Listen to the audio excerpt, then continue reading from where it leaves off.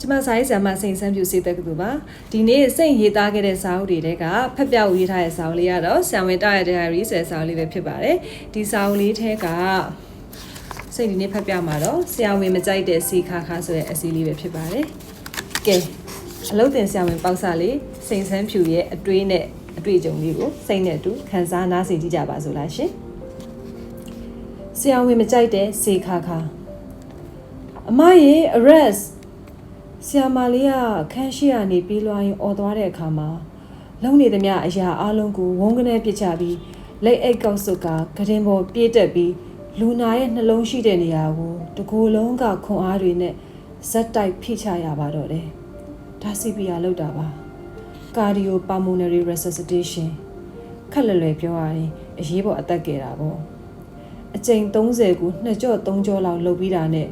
မောဟိုက်ပြီးတော့တောင်တင်းလာတဲ့လက်တွေကိုလည်းမရက်တန်ရဲအာမလျှော့ရဲပါဘူး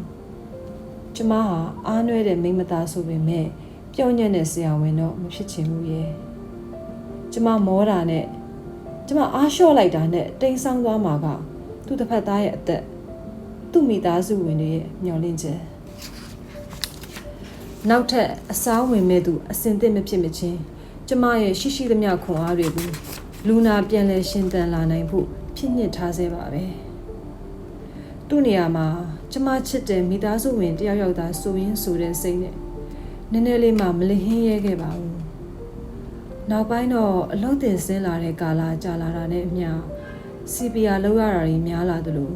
ကိုမျက်စိရှိမှတင်တည်ဆုံးတဲ့သူတွေလည်းတစစပူများလာခဲ့တယ်လူနာအသက်မရှိတော့ပါဘူးနှလုံးခုန်တာရပ်သွားပါပြီဆိုတဲ့စကားကိုမင်းတေတေနဲ့ပြောပြီးတေဆုံးချောင်းထောက်ခံစာလိုက်ယူဖို့တွေးအေးနဲ့ပြောတတ်နေပါပြီဒါမဲ့ဒါကျမရင်ထဲမှာဘာမှမရှိတော့ဘူးဆိုတဲ့အတိတ်ပဲမဟုတ်ပါဘူးကျမရှိမှတဲ့ X သွားတဲ့လူတိုင်းကျမမမေ့ပါဘူး X တဲ့ဆိုတာ expire ပေါ့တေဆုံးသွားတာကိုကျမတို့ကအဲ့လိုသုံးနှုန်းပါတယ်အလုပ်တင်ဘဝမှာ expire ဖြစ်သွားတဲ့လူနာတွေနဲ့ကြုံတိုင်းကျမရှင်မှာဝေဒနာတစ်ခုအမြဲဖြစ်ရပါတယ်ပထမဆုံးကြုံခဲ့ရတာကတော့ HMM patient တယောက်ပါသွေးအမီသွေးဝမ်းသွားတဲ့လူနာကိုဆိုတာပါပြီးတော့သူက alcoholic ကြီးအရက်သမားပေါ့အချိန်ကမနက်2နာရီလောက်မမက်ရပြောရရင်ကျမ9ရက်သားအလုပ်တင်ဆရာဝန်လေးပဲရှိပါသေးတယ်လူနာသွေးပေါင်ချိန်ဟာ60-30နဲ့ရောက်လာခဲ့တဲ့အတွက်ကျမလို9ရက်သားဟောက်စာခြင်းလေးအတွက်စိုးရိမ်မှုအမြင့်ဆုံးဒီဂရီဖြစ်ခဲ့ပါတယ်လူကောင်ထွားအသားမဲမဲနဲ့အရက်သမားကြီးကိုသွေးပေါင်ချိန်တိုင်းကန်ယူလာတက်ပြီးဆေးထိုးနေတော့သူကအရက်ကြောင်ပြီးဝုန်းကနေထထိုင်လိုက်တော့ကို့အများဘာလို့မလဲဆိုပြီးကြောက်စိတ်ပူခဲ့ရသေးတယ် pressure တွေအရင်ကျလို့ drip ကို run ထားပေမဲ့နောက်တစ်ခါပြန်တိုင်းတဲ့အထိ60-40ပဲဖြစ်နေတဲ့အခါကျမတယောက်ကြုံကရင်ဖြစ်လာပါတော့တယ် pressure ပြန်တက်စီမဲ့ drip တွေထက်ချိတ်သည့်တိုင်အောင် pressure မတက်လာတဲ့အခါမှာကျမတော်လေးပြနေပါပြီလက်ထောက်ဆရာဝန်ကို inform လုပ်ပြီးမယ်ရောက်မလာသေးတဲ့အတွက်ကျမအတက်နိုင်ဆုံး treatment ပေးခဲ့ပါတယ်အဲ့ဒီအချိန်မှာပဲနောက်ထပ် HMBS patient တယောက်ထပ်ရောက်လာခဲ့ပါတယ်နောက်ထပ်သွေးအမီဝမ်းသွားတဲ့လူနာတယောက်ပေါ့သွေးတွေတပွက်ပွက်အန်ရင်ရောက်လာခဲ့တဲ့အဲ့ဒီအမျိုးသမီးကလည်းသွေးပေါင်ချိန်60-30ပဲရှိပါတယ်ကျမတို့ဖိစီးမှုအင်မတန်ကြီးလာပါတယ်အဲ့ဒီအမျိုးသမီးကို line တင်ပြီး pressure ချိန်နေတော့မှာပေါ့ခုနကလူရဲ့ရသူ့ရဲ့ဘေးပတ်လဲကို6ပေလောက်အကျယ်ထိရောက်မဲ့သွေးတွေထပ်အန်ချလိုက်ပါတယ်သွေးတုံးသွေးခဲတွေပါပါတယ်ကျမ pressure ကတ်ကိုပြစ်ချပြီးသူ့စီကိုတဟုန်ထိုးပြေးသွားခဲ့ပါတယ်ခဏနေတော့လက်ထောက်ဆရာဝန်ရောက်လာပါတယ်သူဟာအဲ့ဒီလူကြီးသာထိရောက်တဲ့ကဲတင်ကုသမှုဟာအချိန်မီရခဲ့မယ်ဆိုရင်အသက်ရှင်နိုင်တယ်လို့ယုံကြည်တဲ့အတွက်သူတည်ဆုံးသွားတဲ့အခါမှာကျမအင်မတန်မှအဆောက်တရားမဲခဲ့ပါတယ်ယူကျုံမရတဲ့ဝမ်းနေခြင်းတွေတနစ်တပိုးနဲ့ကျမရှိုက်ကငိုခဲ့ရပါတယ်ရင်ထုမနာငိုနေတဲ့သူ့မိခင်နဲ့အပြိုင်မောသူတည်ဆုံးသွားတဲ့အတွက်ကျမတို့လောက်ဝမ်းမနေတဲ့သူရှိပါတယ်အဲ့ဒါကတော့အဲ့လူရဲ့ဇနီးပါမမိတ်မတုံမလို့ရက်ကြည့်နေတဲ့သူ့မျက်နှာမှာဝမ်းနေခြင်းထက်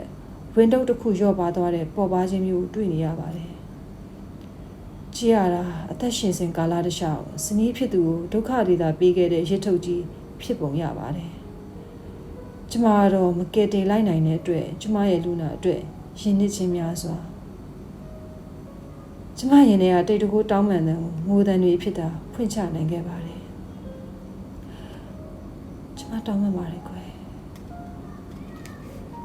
နောက်တစ်ချိန်ကတော့ကျမတို့ရဲ့ရင်းနှီးနေတဲ့ဒေါ်ကွက်လက်ဖြစ်ပါတယ်မနက်လင်းရင်တနခါအဖွေးသားနဲ့ကျမတို့ဆေးလာထိုးမအောင်ညှို့နေတတ်သူကျမတို့တွေစားဖို့တစ်ခုခုအမြဲပို့စေခဲ့သူကျမတို့ဆရာဝန်တွေပေါ်လဲနားလည်မှုရှိတဲ့သူခင်မှုအပဝင်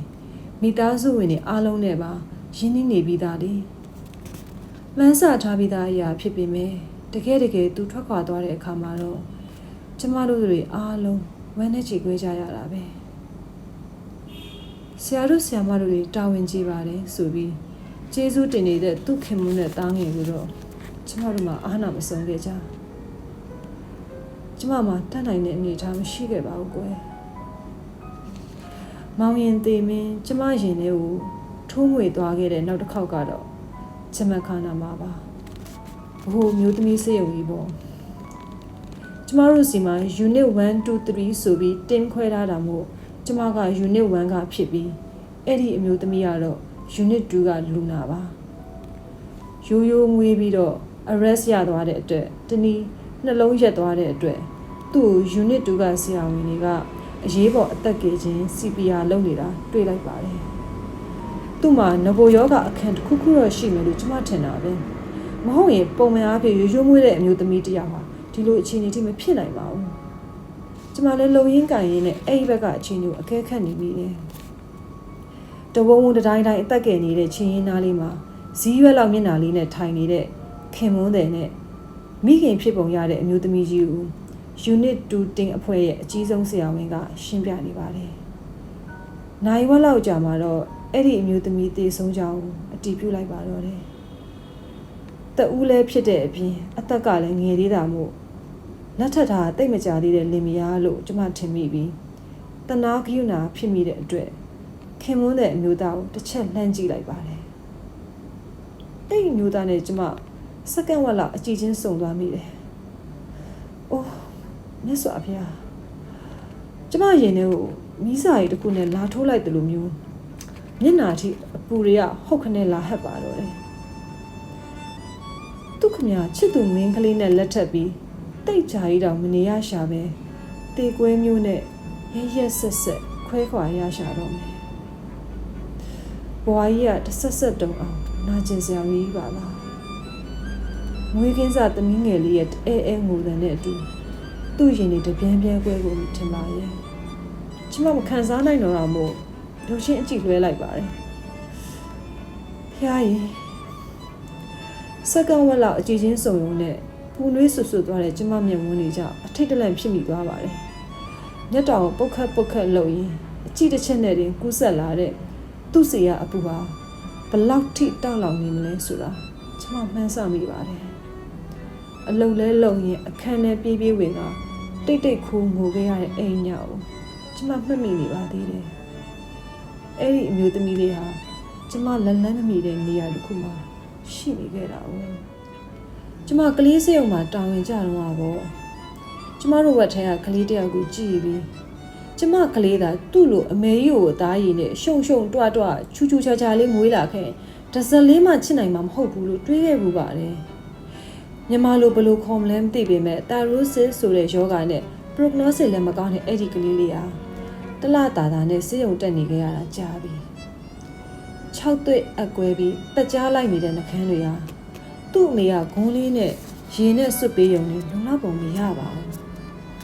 နောက်ဆုံးတော့လေသူဟာတက်တန်းစိတ်မနေနိုင်ခဲ့ရှာပါဘူးချစ်စပွဲအစင်းမရှိတဲ့အပြင်တလကြော်သာအတူနေခဲ့ရတဲ့သမီးဖြစ်သူမိဘအနေနဲ့တိတ်အများကြီးတန်ရုံးစင်မပိုးလောက်ဘူးလို့ထင်ခဲ့မိတဲ့ကျမကမှားတာပါသူ့မိခင်ခင်ဗျာလေးဟိုလိုက်တာများမဖရာမြည်ဘူးပါပဲသမီးလေးအမေတို့နဲ့ဘာလို့ခဏလေးပဲနေတာလဲတဲ့အမေတို့ကိုဘာလို့စော်ကြီးခွဲသွားရတာလဲမိခင်တယောက်ရဲ့ငိုကြွေးတန်ကြားကျမဖြစ်မစင်နိုင်တော့ပါအမရေ BD ကြီး ကျမရန်ကုန်စေးရုံကြီးအရေးပေါ်မှာဂျူတီကြတော့မှာပေါ့မကြာခဏကြားနေရတဲ့အတန်မှာ BD ဆိုတာ broad dead စေးရုံကိုခေါ်လာကြတဲ့အသက်မပါလာတော့တောင်ဆူလိုတာပါအရေးပေါ်ဆရာဝန်တွေကအခြေအနေကိုကြည့်ပြီးအရေးပေါ်အသက်ကေတာလို့လုပ်ပေးရပါတယ်တခါတလေလဲတေနေတာလမ်းမာတွေတော်တော်လေးကြာခဲ့ပြီးမှရောက်လာခဲ့ပေမဲ့လူနာရှင်တွေစိတ်ကြည်နေအောင်ကျမတို့မှာအရေးပေါ်အသက်ကေတာတွေလုပ်ပေးရတာမျိုးရှိပါတယ်အရေးပေါ်အသက်ကေခြင်းခေါ် CPR ဟာအမေရိကလိုဖွံ့ဖြိုးပြီးနိုင်ငံမှာတောင်ဆက်ဆက်ရိတ်ဟာ15%ပဲရှိတာပါဒီလိုရာနှုန်းနေပေမဲ့အောင်မြင်ခဲ့ရင်လည်းပြန်ရလာမှာကလူအသက်ဆိုတော့ကကျမတို့တွေမှာအယိုးများတလေခြေခါတလေဈေးမတွက်နိုင်ပဲ CPR ကိုအရေးကြုံတိုင်းလုံမြဲလုံနေကြဆဲပါပဲဒီတခါခေါ်လာတဲ့လူနာကိုလည်းတင်နေပြီဆိုတာဆရာဝန်တွေကသိထားပြီးသားပါဒါမဲ့လူးပြောင်ငိုကြွေးနေတဲ့သူ့ဇနီးဖြစ်သူလက်ခံနိုင်အောင်အတည်ပြုပေးဖို့အတွက် ECG ဆွဲပြဖို့လိုပါတယ်ဆရာမရဲ့လမ်းမှာတော့စကားပြောနေတော့ဆရာမရဲ့ကြည့်ကြည့်ပါဦးနဲ့အဲ့ဒါနဲ့ PG အမကကျမကို PG ဆိုတာဘွဲလို့ဆရာဝန်မညီမလေး ECG တစ်ချက်ဆွဲလိုက်လို့ပြောပါတယ်ကျမလည်း ECG စက်ကိုယူလိုက်ရောအဲ့မျိုးသမီးကကျမနောက်ကျောပြေးဖက်ပြီးပြောရှာတယ်ဆရာမရဲ့ကဲပါအောင်ကျမယောက်ျားကိုကဲပါအောင်ရအောင်ကဲပေးပါအောင်နော်တဲ့သူခင်ဗျာ ECG စက်နဲ့အသက်ကယ်လို့ရတယ်လို့ထင်နေပုံရတယ်ကျမကိုလည်းအရေးပေါ်လူနာတို့အသက်ကယ်ပေးနေကြကျွမ်းကျင်ဆရာဝန်တယောက်ဒါမှမဟုတ်တကူးရှင်တယောက်လို့ယုံကြည်နေပုံရပါတယ်အဲ့ဒီတောင်းပန်တဲ့အတွက်ကျမနှလုံးသားမှာပုံမလေးပင်လာပါတယ်အဆုံးသက်ဖြူတည်ပြီးသားလေအားလုံးကအဖြစ်ထွက်ပြီးသားယူကျမတို့ကအတီးပြုတ်ပေးုံလားလေဘေးမှာ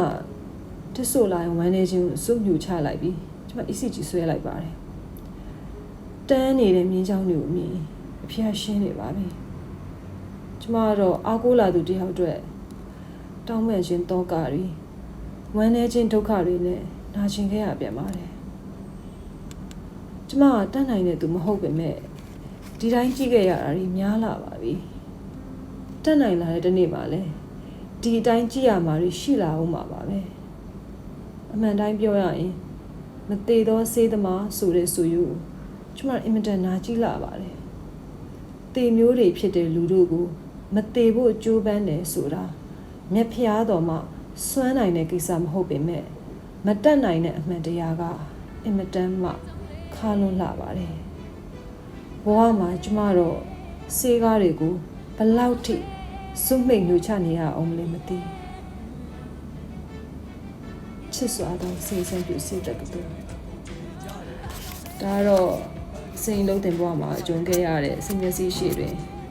experience ဖြစ်သွားတဲ့လူနာတွေကပေးတဲ့ခံစားချက်နာကျင်မှုတဲ့ဘဝအတွင်းလေးကိုရေးထားခဲ့တဲ့အစီအလေးပါအဲ့တုန်းကတော့အရန်မနဲ့တူအခုစာဖတ်ပြိတ္တကိုပြန်ဖက်ပြတော့လေအတစ်ပြန်ဖြစ်ပြီးတော့မနဲ့မှုကိုပြန်ခံစားရပါတယ်လူနာတွေရင်းစင်သွားတဲ့အချိန်မှာသူနဲ့ထပ်တူမဟုတ်တာစိတ်လို့လာခြင်းမှုဝမ်းနဲ့မှုတွေရှိပါတယ်ဒါစိတ်အလုပ်တင်ဘဝကရန်ကုန်စေုံကြီးမှာတောင်းဝင်ထမ်းဆောင်ခဲ့တော့ကကြုံခဲ့ရတဲ့လူနာတချို့နဲ့ဖြစ်ပြလေးတွေပါအလုပ်တင်ဆင်းခဲ့တဲ့မတရားတွေကိုလည်းတတိယလို့ဒီလူနာတွေအားလုံးကိုလည်းအောက်မေ့ပါတယ်အားလုံးကောင်းရသူကတိလာပါစေလို့စိတ်ဒီအစည်းလေးနဲ့ဆန္ဒပြုစုတောင်းရင်ဒီဘက်စာဖတ်ပြတာကိုဆုံးသက်လိုက်ပါတယ် sorry ပါဝန်နေချင်းနဲ့အဆုံးသက်လိုက်ရတဲ့အတွက်အဆုံးထိနားဆောင်ပြီးတဲ့အားလုံးကျေးဇူးတင်ပါတယ်ဒီမှာပဲကျေးဇူးအကုန်ချီးကြရဲဒီမှာပဲပန်းနေအကုန်ကြီးခါရဲဒီမှာပဲသူတွေအကုန်ချီးကြရဲတော့တယ်မအိုးဟေးငါအသက်ကဖေးတော့လေနေလို့ရဘူးဒီရှင်မငါချစ်ခွေ